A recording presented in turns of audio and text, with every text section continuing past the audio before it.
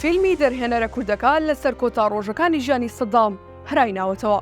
فیلمی شاردنەوەی سەدام، سپیکردنەوەی ڕووی دیکتاتۆرێک بە تامی سینەما. إخفاء رجل مو الشيء الهين. Saddam Hussein and his sons must leave Iraq within 48 hours.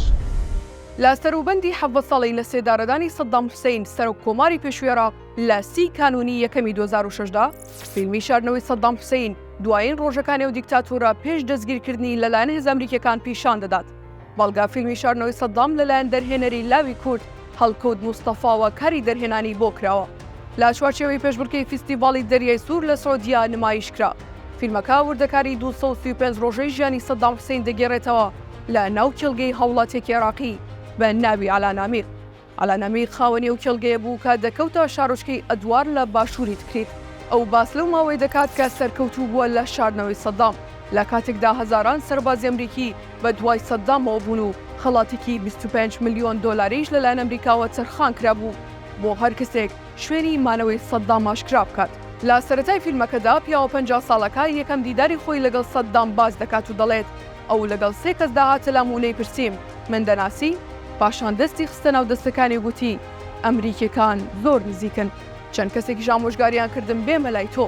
نامیق ئەگەرچی سەرەتا بڕوای نەدەکردە و سەدام بێت بەڵام بە ئۆتۆمبیلەکەی دەیباتە کێڵگەکەی و لە ژێر زەوی چاڵێکی لە شێوەی PTT ئینگلیزی بۆ هەڵدەکەنێت و ژوورێک و چێشخانەیەک بۆ سەدام دروست دەکات.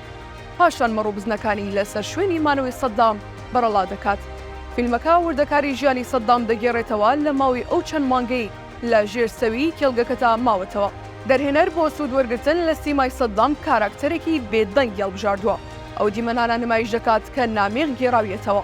دۆکیومنت و دراما لە فیلمەکەدا تێکەڵ دەکات و گرتا ڤیدیۆکانی سەدام و هێزەکانی ئەمریکا لە کاتی داگیرکردنی عێراقدا بەکاردێنێت.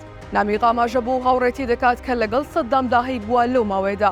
ئەو دەڵێت پێشنیاری هاوسەرگیریم بۆ سەدام کردووە بەڵام ڕەتی کردوتەوە چونکە لە نێو گەمارۆکانی ئەمریکادا گەڕان بە دوای هاوسەردا ئەستەمە با تایبەت کە خەڵات بۆ دەستگیرکردنی شوێنی سەدام دانرابوو. ئەمە شوای کردبوو لە هەموو کەسێک گومان بکات و بترسێت.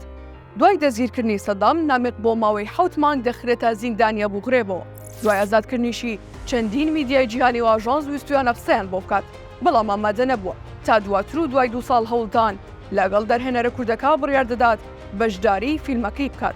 هەڵکەوت موستەفای دەرهێنەر لە کۆنگرەی ڕۆژنامەنووسیدا وتی ئەمە ئاڵانگاریەکی سەرشێتانەی کوردێک بوو بۆ دەرهێنانی فیلمێک لەسەر سەدام بەڵام وەک ڕەخنەگران باسی دەکەن بەو جۆرە نییە چونکە ئەمە چیرۆکی شاردنەوەی سەدامە لە ماوەی گەمارۆدان و داگیرکردنی عێراق لەلایەن ئەمریکیەکانەوە نەوەک دەربارەی ژیانی خودی سەدام.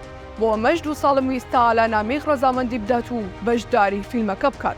لا بەرامبەردا ئالا هۆکاری ڕەزامەندەکەی گەڕاندەوە بۆەوەی کە بێدەنگی پێ باشتر بووە بۆ پارازنی خۆی و خێزانەکەی بەڵام دوجار چەندین میدیا ڕاستیەکەیان شاردەوە و چەواشەکاریان لە چۆنیتی ڕووداوەکەدا کرد بۆیە بڕیارمدا ڕاستیەکان ڕوون بکەمەوە.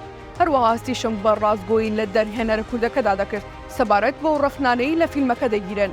ڕەخنەگری کوێتی عەبدولستار ناجی پێی وایە دیدگای فیلمەکە لە دیدێکی تاکلایەنە سەرچاوی گرتووە بەبێ ئەوەی گرنگی بە وازارە نەبدات کە سەدام بەسەر خەڵکی عێراق و ناوچەکەوە جێهێشتووە.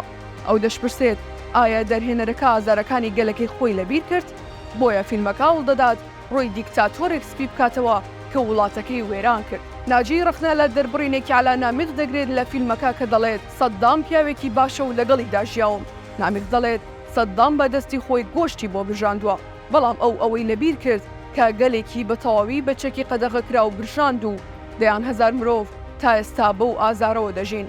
خالید مەحموود ڕەخنەگری میسریش ئاماژە بۆ دەکات کە قسەکانی نامێغ لە کۆتایی فیلمەکەدا تێکیدا چونکە هەوڵیدا بۆ چوونی خۆی بەسەر بینەردا بسەپێنێت کاتێک دەیگوت سەدام باشە و دیکتاتۆر نییە لە کاتێکدا دەبوو ئەو بڕیارەی بۆ بینەر جێهێشتوە. خالید پێی وایە فیلمەکە بۆەوە دروستکراوە کە سەدام بێتاوان نیشان بدات ئەگەرچی توخمە هونەریە باشەکانی لەخۆ گرتبوو بەڵام سێبەری ئامانجە سیاسیەکە زاڵتر بوو بەسەر ئامانجە هونەریەکەوە.